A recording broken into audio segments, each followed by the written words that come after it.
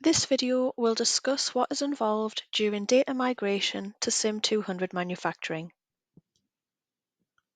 When migrating from Sage 200 manufacturing to SIM 200 manufacturing, a migration tool is used to import your historic and current works orders. This is regardless of the works order status being allocated, part allocated, issued, completed, etc. All works orders are moved across. This allows you to set a firm date to move over to SIM 200 manufacturing. For example, at the close of business Friday, the migration tool is ran, and on Monday morning, all the works orders are available within SIM manufacturing to pick up and process. Sage 200 manufacturing will no longer be required to process works orders, and therefore the transition is simple with clear end and start dates. As a comparison, the transition to fully utilize Cycon manufacturing for works orders is not as clear-cut. Cycon manufacturing requires you to complete and close all existing works orders in Sage manufacturing and then create any new works orders in Cycon manufacturing. Cycon MRP then reads and processes the demand of both Sage and Cycon manufacturing.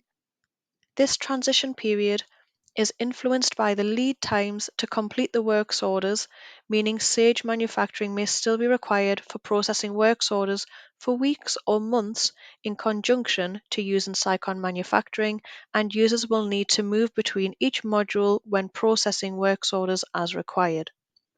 The data migration tool is run by a consultant, pointing the software to your existing server and databases. The migration tool will show its progress as it processes through the works orders within your Sage manufacturing system. At the end of the migration, the tool advises how long the migration took to complete and how many records have been migrated. It also provides you with a log file detailing each step of the migration process.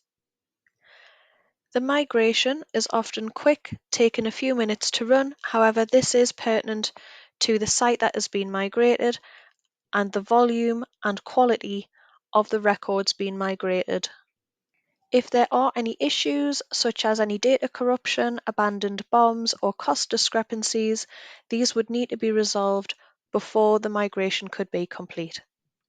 Overall, the migration is a relatively straightforward process, allowing you to move forward with one system, making it clean and clear for your software users.